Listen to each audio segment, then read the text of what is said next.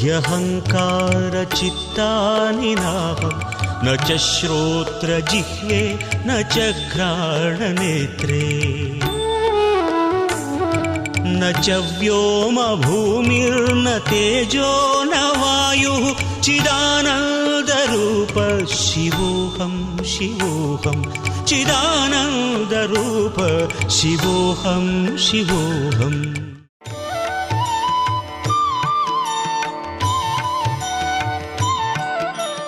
ఓం శ్రీ గురుభ్యో నమః. ఓం శ్రీ మాత్రే నమః. ఈటీవీ ప్రేక్షకులకి నమస్కారం. శుభమస్తు కార్యక్రమానికి స్వాగతం. శుభమస్తు కార్యక్రమంలోని గ్రహఫల అంశాల్లో ద్వాదశ రాశుల వారి శుభాశుభ ఫలితాలు, ద్వాదశ రాశుల వారు ఎటువంటి పరిహారాలను పాటించాలి, అలాగే శివాలయంలో చండీ ప్రదక్షిణ ఏ విధంగా ఆచరించాలి, పాటించాల్సిన నియమాలు ఏమిటి అనే విషయాన్ని శ్రీరస్తు అనే అంశంలో తెలుసుకుందాం. ముందుగా నేటి పంచాంగం. స్వస్తి శ్రీ చాంద్రమాన శ్రీ పరాభవనామ సంవత్సరం ఉత్తరాయణం గ్రీష్మ ఋతువు అధిక జ్యేష్ఠ మాసం. ఈరోజు తిథి అధిక జ్యేష్ఠ శుద్ధ నవమి ఉదయం 8:12 వరకు. తదుపరి దశమి తిథి ప్రారంభం. నక్షత్రం పుబ్బ ఉదయం 6:39 వరకు. తదుపరి ఉత్తరా నక్షత్రం ప్రారంభం. రాహుకాలం ఉదయం 7:30 నుంచి 9 వరకు. ఈ రోజు నుంచి రోహిణీ కార్తె ప్రారంభం రాత్రి 8:24.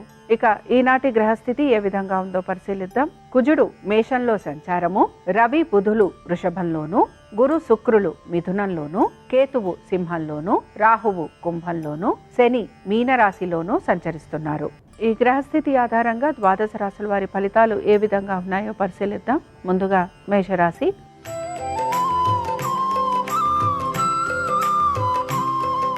మేషరాశి వారి ఫలితాలను గనక పరిశీలించినట్లయితే ఆర్థిక పురోగతి సూచిస్తోంది. కుటుంబ వ్యవహారాలలో సానుకూలత అనేది కనపడుతోంది. వృత్తి ఉద్యోగ వ్యాపారాలలో కలుగుతున్న ఇబ్బందులు తొలగిపోయే అవకాశాలు గోచరిస్తున్నాయి. మీ నూతన ఆలోచనలు ఏవైతే ఉన్నాయో వాటన్నిటికీ మీరు కార్యరూపం దాల్చే ప్రయత్నం చేస్తూ ఉంటారు. ఇక ముఖ్యంగా సంతానము, వారికి సంబంధించిన ప్రతి పనిలోనూ కూడా మీకు అనుకూలత అనేది గోచరిస్తోంది. ఇక మేషరాశికి చెందిన స్త్రీలకి వృత్తి ఉద్యోగ వ్యాపార పరంగా సానుకూలత, ఆర్థికపరమైన విషయాలలో అనుకూలత, దీంతో పాటు గౌరవ మర్యాదలు పెరగటము, కుటుంబ సభ్యుల ఒక సహాయ సహకారాలు అందే అవకాశాలు గోచరిస్తున్నాయి. మేషరాశికి చెందిన వారు ఈరోజు అరుణాచలాష్టకం చదవటం, వినటం, స్వామివారి దర్శనం మీకు శుభ ఫలితాలను కలిగిస్తుంది.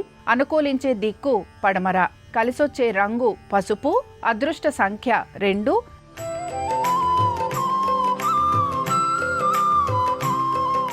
వృషభ రాశి వారి ఫలితాలను గనక పరిశీలించినట్లయితే ఆర్థిక పరమైన విషయాలలో సానుకూలమైన పరిస్థితులు గోచరిస్తున్నాయి. అనుకున్న విధంగా పనులన్నీ సకాలంలో పూర్తయ్యే అవకాశాలు ఎక్కువగా ఉంటాయి. రావాల్సిన బకాయిలపైన మీరు శ్రద్ధ శక్తుల్ని కనపరచాలి. వృత్తి ఉద్యోగ వ్యాపారాలలో సానుకూలమైన పరిస్థితులు గోచరిస్తున్నాయి. సోదర సోదరీమణుల మధ్యన కలుగుతున్న వైరం తొలగిపోయి మంచి సహాయ సహకారాలు అందే అవకాశాలు కూడా కనపడుతున్నాయి.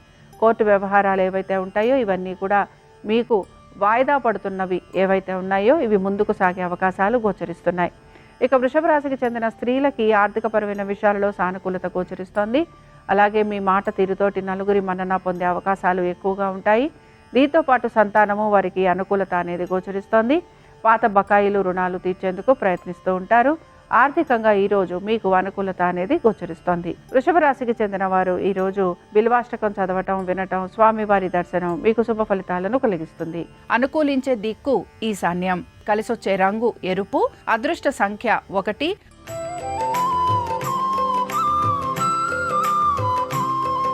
మిథున రాశి వారి ఫలితాలను గనక పరిశీలించినట్లయితే మిథున రాశి వారికి ఆర్థిక పరంగా అనుకూలత, సంతానానికి విశేషంగా కలిసొచ్చే రోజుగా చెప్పుకోవచ్చు. నూతన పెట్టుబడుల వలన లాభం కలిగే అవకాశాలు ఎక్కువగా ఉంటాయి. ఆర్థికపరమైన విషయాలలో సానుకూలత అనేది గోచరిస్తోంది.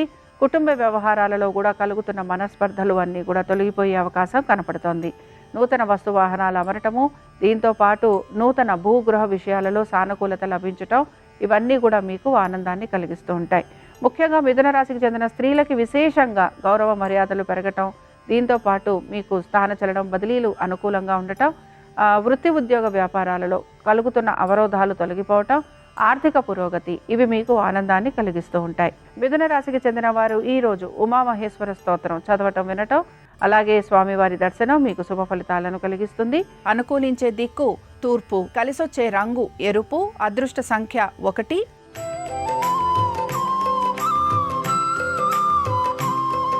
కర్కాటక రాశి వారి ఫలితాలను గనక పరిశీలించినట్లయితే కర్కాటక రాశి వారికి వృత్తి ఉద్యోగ వ్యాపార పరంగా శ్రమ అధికంగా ఉంది. ముఖ్యంగా కుటుంబ సభ్యులతోటి ఇబ్బందులు కలిగే అవకాశాలు ఎక్కువగా ఉంటాయి. స్నేహితులతోటి మనస్పర్ధలు పెరిగే అవకాశాలు కూడా గోచరిస్తున్నాయి.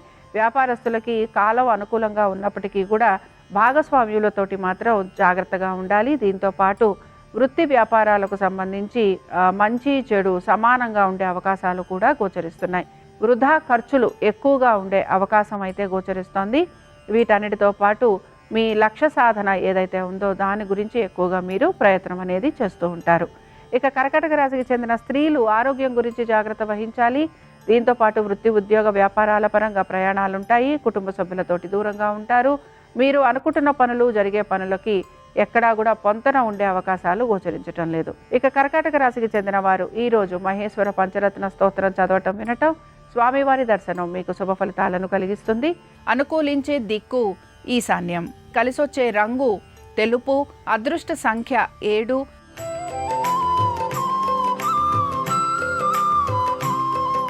సింహరాశి వారి ఫలితాలను కనుక పరిశీలించినట్లయితే సింహరాశి వారికి వృత్తి ఉద్యోగ వ్యాపార పరంగా సానుకూలత గోచరిస్తోంది. ఆర్థిక పరమైన విషయాలలో కలుగుతున్న ఒడిదుడుకులను అధిగమిస్తారు. సంతానానికి విశేషంగా కలిసొచ్చే రోజుగా చెప్పుకోవచ్చు. దీంతో పాటు వృత్తి ఉద్యోగ వ్యాపారాలలో ప్రతికూలతలు తొలగిపోవటం, అనుకూలమైన స్థితిగతులు అనేవి గోచరిస్తున్నాయి. మీకు శత్రువులపైన విజయాన్ని సాధిస్తారు. కోర్టు విషయాలలో సానుకూలత లభిస్తోంది. జాప్యం కలుగుతున్న పనులన్నీ కూడా మీరు చాలా వేగవంతంగా పూర్తి చేసేందుకు ప్రయత్నం అనేది చేస్తూ ఉంటారు. వాయిదా పడుతున్న పనుల గురించి కూడా ఆలోచన చేసే అవకాశాలు గోచరిస్తున్నాయి.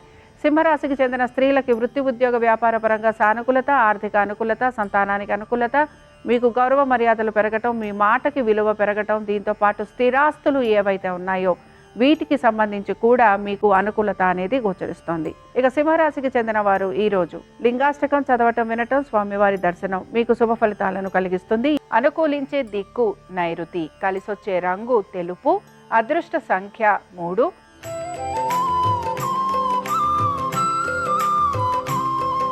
కన్యారాశి వారి ఫలితాలను గనక పరిశీలించినట్లయితే కన్యారాశి వారికి వృత్తి ఉద్యోగ వ్యాపార పరంగా సానుకూలత గోచరిస్తోంది. హఠాత్తుగా ఆగిపోయిన పనులు పూర్తయ్యే అవకాశాలు గోచరిస్తున్నాయి. ఆర్థిక అనుకూలత అనేది కనపడుతుంది. రావాల్సిన బకాయిలు అందే అవకాశం గోచరిస్తోంది. పాత రుణాలు బకాయిలు తీర్చే అవకాశం కూడా కనపడుతోంది. ఆకస్మిక ధనలాభం మీకు ఆనందాన్ని కలిగిస్తూ ఉంటుంది. భూగృహ సంబంధంగా ఉండే చికాకులు ఏవైతే ఉన్నాయో అవన్నీ కూడా మీకు తగ్గే అవకాశాలు గోచరిస్తున్నాయి. నిర్మాణ పనులు ముందుకు సాగే అవకాశాలు ఎక్కువగా ఉంటాయి. వ్యాపారస్తులకి అనుకూలంగా ఉండే కాలంగా చెప్పుకోవచ్చు. ఇక కన్యారాశికి చెందిన స్త్రీలకి కూడా వృత్తి ఉద్యోగ వ్యాపార పరంగా సానుకూలత, ఆర్థిక అనుకూలత, కుటుంబ సభ్యుల మధ్యన చక్కటి అనురాగము, దీంతో పాటు అనేక విషయాలలో శుభ ఫలితాలు అనేవి మీకు కనపడుతూ ఉంటాయి. నూతన వస్తు వాహనాలు అమర్చుకోవడానికి కూడా మీరు ప్రయత్నం అనేది చేస్తూ ఉంటారు. ఇక కన్యారాశికి చెందిన వారు ఈరోజు రుద్ర కవచం చదవటం వినటం, స్వామివారి దర్శనం మీకు శుభ ఫలితాలను కలిగిస్తుంది. అనుకూలించే దిక్కు ఈశాన్యం, కలిసొచ్చే రంగు ఎరుపు, అదృష్ట సంఖ్య 5.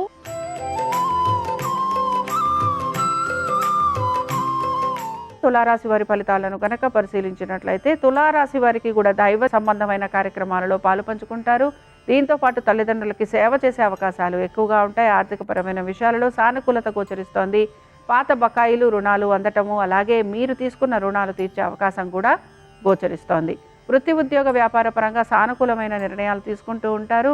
ఉన్నతాధికారుల ప్రశంసలు లభించే అవకాశాలు గోచరిస్తున్నాయి. సంతానానికి అనుకూలంగా ఉంటుంది. సంతానానికి సంబంధించి మీరు తీసుకునే ప్రతి నిర్ణయము కూడా సత్ఫలితాలనిచ్చే దిశగా ఉంటుందని చెప్పుకోవచ్చు. ఇక తులారాశికి చెందిన స్త్రీలకి రావాల్సిన బకాయిలు ఏవైతే ఉన్నాయో వాటిపైన శ్రద్ధ చూపించాలి. మనసుకి సంబంధించిన ఇబ్బందులు ఏవైతే మీరు ఎదుర్కొంటున్నారో వాటిని అధిగమించేందుకు ప్రయత్నించాలి. అనవసరపు ఆందోళనకి గురయ్యే అవకాశాలు ఉంటాయి కనుక జాగ్రత్తగా ఉండాలి. తులారాశికి చెందిన వారు ఈరోజు ద్వాదశ జ్యోతిర్లింగ స్తోత్రం చదవటం వినటం, స్వామివారి దర్శనం మీకు శుభ ఫలితాలను కలిగిస్తుంది. అనుకూలించే దిక్కు వాయువ్యం, కలిసొచ్చే రంగు నలుపు, అదృష్ట సంఖ్య 9.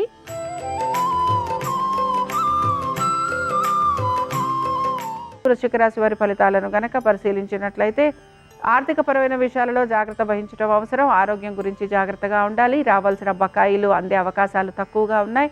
కోర్టు విషయాలలో కూడా జాప్యం కలిగే అవకాశాలు గోచరిస్తున్నాయి. నూతన రుణ ప్రయత్నాలు చేస్తున్న వారికి ఈరోజు నూతన రుణాలు అందే అవకాశం తక్కువగా గోచరిస్తోంది. స్నేహితులతోటి జాగ్రత్తగా ఉండాలి.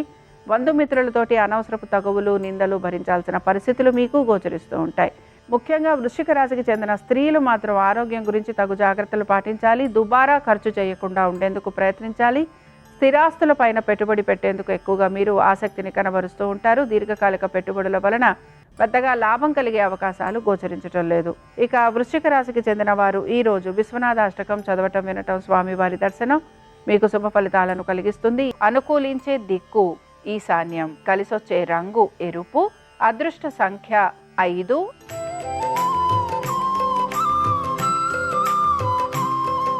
ధనురాశి వారి ఫలితాలను కనుక పరిశీలించినట్లయితే ధనురాశి వారికి ఆర్థిక ప్రయోజనాలు సూచిస్తున్నాయి. వృత్తి ఉద్యోగ వ్యాపార పరంగా సానుకూలత, సంతానానికి అనుకూలమైన స్థితిగతులు, ప్రతి పనిలోనూ కూడా విజయ అవకాశాలు గోచరిస్తున్నాయి. మీరు కోరిన విధంగా ఆశించిన విధంగా మీ పనులన్నీ పూర్తయ్యే అవకాశాలు ఎక్కువగా ఉంటాయి. అలాగే మీ పాత మిత్రుల్ని కలవటము, వారితోటి సమయం గడిపే అవకాశాలు గోచరిస్తున్నాయి. మీ స్నేహితులకి ఆర్థికంగా సహాయం చేసే అవకాశాలు ఎక్కువగా ఉంటాయి. ఇక ధనురాశికి చెందిన స్త్రీలకి కూడా అనేక విషయాలలో శుభ ఫలితాలు అయితే గోచరిస్తున్నాయి. ఆర్థిక పరంగాను, వృత్తి ఉద్యోగ వ్యాపార పరంగాను సానుకూలత, స్నేహితుల్ని కలవటము, వారితోటి విభేదాలు కలిగే అవకాశాలు ఉంటాయి కనుక జాగ్రత్తగా ఉండాలి. ఇక ధనురాశికి చెందిన వారు ఈరోజు 12 జ్యోతిర్లింగ స్తోత్రం చదవటం వినటం స్వామివారి దర్శనం మీకు శుభ ఫలితాలను కలిగిస్తుంది. అనుకూలించే దిక్కు దక్షిణం, కలిసొచ్చే రంగు పసుపు, అదృష్ట సంఖ్య 2.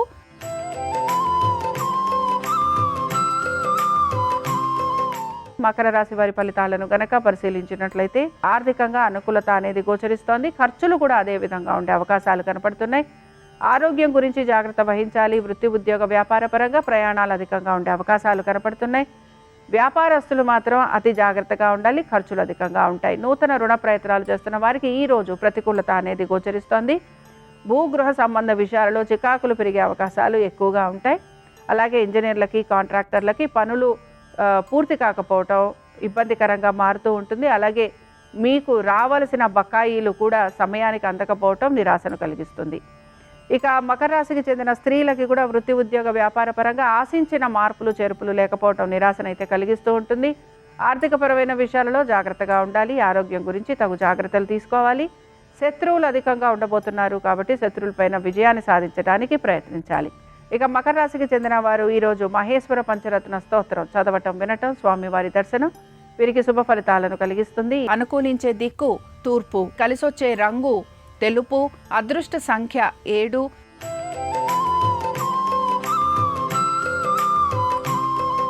కుంభరాశి వారి ఫలితాలను గనక పరిశీలించినట్లయితే కుంభరాశి వారికి వృత్తి ఉద్యోగ వ్యాపార పరంగా సానుకూలత అనేది గోచరిస్తోంది. ముఖ్యంగా దైవ సంబంధమైన కార్యక్రమాలలో పాలుపంచుకుంటారు. తల్లిదండ్రులతోటి సమయాన్ని గడిపేందుకు ఎక్కువగా ప్రయత్నం అనేది చేస్తూ ఉంటారు. పిత్రార్జితాలపైన మీకు ఆర్థికంగా అనుకూలత అనేది కనపడుతోంది. రావాల్సిన బకాయిలు అందే అవకాశం ఎక్కువగా ఉంటుంది. పాత బకాయిలు, రుణాలు, ఈఎంఐలు ఇవి తీర్చేందుకు మీరు ప్రయత్నం అనేది కూడా చేస్తూ ఉంటారు. మీ కుటుంబ సభ్యుల మధ్యన ఏకీభావం కలుగుతుంది. అలాగే మీరు అనుకుంటున్న విధంగా పనులు పూర్తి కావటం మీకు ఆనందాన్ని కూడా కలిగిస్తుంది. ఇక కుంభరాశికి చెందిన స్త్రీలకి హఠాత్తుగా మార్పులు అనేవి గోచరిస్తూ ఉంటాయి. అయితే ఈ మార్పులను మీరు స్వీకరిస్తారు. అలాగే ఆనందంగా గడపడానికి ప్రయత్నిస్తారు. దీంతో పాటు భూగృహ సంబంధ విషయాలలో తగు జాగ్రత్తలు పాటించాలి. నమ్మిన వారి వలన మోసపోయే అవకాశం ఎక్కువగా ఉంటుంది. ఇక కుంభరాశికి చెందిన వారు ఈరోజు రుద్ర మంత్రం చదవటం వినటం స్వామివారి దర్శనం మీకు శుభ ఫలితాలను కలిగిస్తుంది. అనుకూలించే దిక్కు నైరుతి, కలిసొచ్చే రంగు ఎరుపు, అదృష్ట సంఖ్య 4.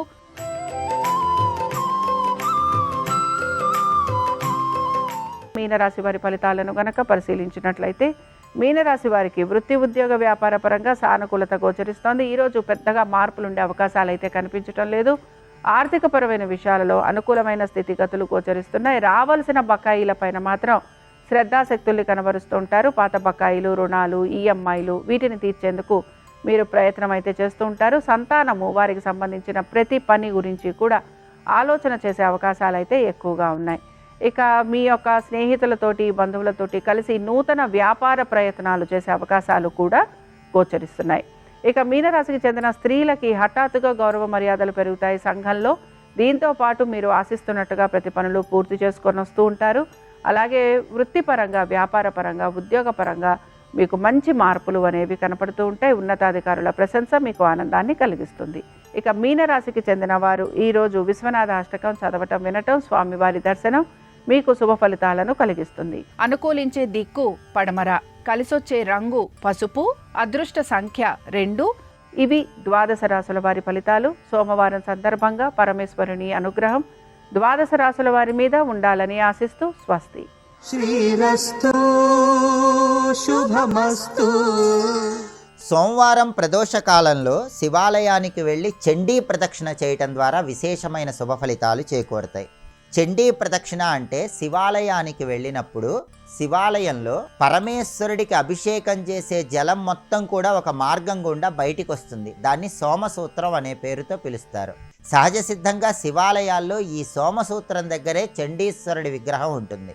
అంటే శివాలయంలో ఈ సోమసూత్రాన్ని దాటకుండా, చండీశ్వరుణ్ణి దాటకుండా సవ్య అపసవ్య దిశలలో చేసే ప్రత్యేకమైన ప్రదక్షిణను చండీ ప్రదక్షిణ అనే పేరుతో పిలుస్తారు. సోమవారం ప్రదోష కాలంలో శివాలయానికి వెళ్ళి ఒక్కసారి చండీ ప్రదక్షిణ చేసినట్లయితే 30,000 సార్లు మామూలు ప్రదక్షిణలు చేసిన ఫలితం కలుగుతుందని ధర్మశాస్త్ర గ్రంథాల్లో చెప్పడం జరిగింది.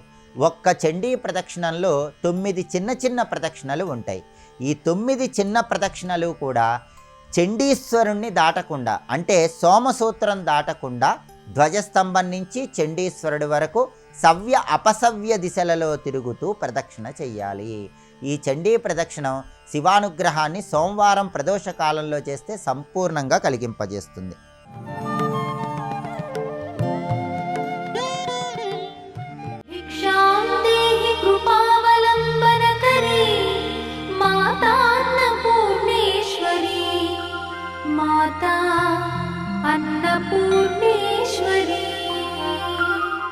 ఆమె అమృతముతో కూడుకున్నటువంటి పాయసాన్ని బంగారు పాత్రలో పట్టుకుని, మునులతో కూడుకున్న బంగారు పాత్ర ఆ పాత్రలో పట్టుకుని, చేతిలో ఒక బంగారు దిడ్డు పట్టుకుని వచ్చిన వాళ్ళందరికీ అన్నం పెడుతుంటుంది. కేవలము అన్నము కాదు, రచయితు మదిష్టార్థ విభవం. ఎవరికి ఏది ప్రధానముగా అవసరమున్నదో, ఏ అవసరము తీరక బాధపడుతున్నాడో, ఆ అవసరము తీరితే తప్ప వాడి జన్మకు సాఫల్యం ఉండదో, అటువంటి అవసరము తీరకపోవడానికి ఏ పాపము ప్రతిబంధకముగా వస్తోందో ఆ ప్రతిబంధకమును తొలగించి ఆ తల్లి అన్నాన్ని పెట్టి శరీరాన్ని పోషించడమే కాదు, మనసుకి చల్లదనాన్ని కూడా ఇస్తోంది, అవసరాన్ని తీర్చి. అటువంటి అమ్మ చేతిలో అన్నం పట్టుకుని ఉంటే, తెడ్డు పట్టుకుని ఉంటే, ఆ రూపము యొక్క ప్రధానమైనటువంటి కర్తవ్యం వచ్చిన వాళ్ళకి అన్నం పెట్టడం అయినప్పుడు శంకరాచార్యుల వారు అన్నం పెట్టు అని తిన్నగా ఆ చేతిలో పాయస పాత్ర పట్టుకున్న తల్లిని, గరిట పట్టుకున్న తల్లిని అన్న సంబంధమైన విషయంతో కీర్తించట్లేదు. నిత్యానందకరి, నిత్యమైన ఆనందమును ఇవ్వగలిగిన తల్లి అని మొదలెట్టారు. నిత్యమైన ఆనందము అన్నము వలన వచ్చేది కాదు, బాహ్యంలో చెప్తే. ఎందుకని అంటే, ఇప్పుడు నాకు ఆకలేసింది అనుకోండి, అదొక బాధ, అదొక దుఃఖం. క్షుత్ అంటేనే బాధాకరం. ఆకలి వేస్తున్న వాడికి కడుపు మండిపోతుంటుంది. ఆ మండిపోతుంటే వాడు దేని మీద దృష్టి పెట్టగలడు? అసలు విచిత్రం ఏమిటంటే, లోకంలో అన్నము దొరకకపోతే ధర్మము వెంటనే నశించిపోతుంది. విశేషమైన ఆకలితో ప్రజలు ఉన్నారనుకోండి, మీరప్పుడు వాళ్ళకి ధర్మపన్నాలు చెప్పారనుకోండి, వినడానికి ఎవరూ సిద్ధంగా ఉండరు, ఆచరించడానికి అంతకన్నా సిద్ధంగా ఉండరు. ధర్మము దేని మీద ఆధారపడుతుంది అంటే, ప్రజలకి కడుపు నిండా అన్నం దొరకడం మీద ఆధారపడుతుంది. అన్నం దొరకడం దేని మీద ఆధారపడుతుంది? పంట పండాలి కదా. పంట పండాలంటే నీరు ఉండాలి కదా. వర్షం పడి నదులలో ప్రవాహం ఎక్కువగా ఉన్నప్పుడు ఆ ప్రవాహంలో ఉన్నటువంటి నీటిని నిలువ చెయ్యడానికి ఆనకట్ట కట్టగలమేమో, కానీ ఆ నీటితో పండినటువంటి పంట ఏది ఉన్నదో అది మళ్ళీ అకాల వర్షము చేత కానీ ప్రకృతి విపత్తుల చేత కానీ నశించిపోకుండా ఉండడం, ఆ పంట ఇంటికి చేరడం, ఇంటికి చేరిన పంట నేను తినగలగడం, తిన్నది నాకు జీర్ణం అవ్వడం, జీర్ణమయ్యి అది నా శక్తిగా మారడం, ఆ శక్తి సద్భావనలకు ఆలవాలము కావడం, దాని వలన సత్కర్మాచరణము చెయ్యడం, దాని వలన కీర్తివంతుడు కావడం, ఇవన్నీ మన ప్రయత్నము వలన మాత్రమే సఫలీకృతమయ్యేవి కావు. దానికి భగవతి యొక్క అనుగ్రహం కూడా తోడు కావాలి. ఇది భారతీయుల యొక్క దృష్టికోణం. అన్నిటికీ నేను మాత్రమే సాధించగలను అని అనరు. నా పురుష ప్రయత్నము చేత అన్నీ సంభవములే అన్న మాట అనరు.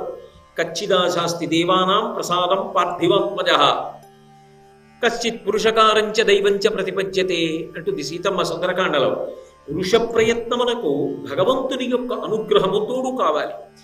ఏ తల్లి యొక్క అనుగ్రహము తోడైతే లోకమునందు అన్నము దొరుకుతుందో ఆ అన్నము తిన్న కారణం చేత అందరికీ కూడా మనసు శాంతి పొందుతుంది. అప్పుడు మీరు ధర్మాన్ని అనుష్ఠించండి అన్నారు అనుకోండి, వాడు ధర్మాన్ని అనుష్ఠిస్తాడు.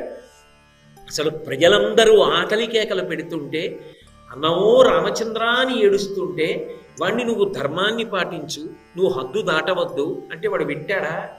అందుకే ధర్మము దేని మీద ఆధారపడుతుంది అంటే ప్రాణికి అన్నము దొరకడం మీద ఆధారపడుతుంది. అన్నము దొరకకపోతే చటుక్కున కోపం వస్తుంది. ఆకలి మంట కోపాన్ని కల్పిస్తుంది. ఒకసారి మనిషి క్రోధమునకు వశపడిపోయాడు అనుకోండి, క్రుద్ధ పాపం నకుర్యాత్క క్రుద్ధో హన్యాత్కురూనపి క్రుద్ధ పరుషయా వాచా నరం సాధు నదిక్షిపేత్. ఆ క్రోధమునకు వశపడిపోయినటువంటి వ్యక్తి ఎంతటి పాపకర్మ చేస్తాడు అంటే చెప్పడం ఎవరికీ సాధ్యం కాదు. పెద్దలని చంపేస్తాడు, ఎంత మాట పడితే అంత మాట అంటాడు, ఎవరినైనా అధిక్షేపిస్తాడు. క్రోధమునకు వశపడిపోయిన వాడు తనని తాను నిగ్రహించుకోలేడు. అంత కోపం ప్రధానంగా రావడానికి కారణం అన్నం దొరకకపోవడమే.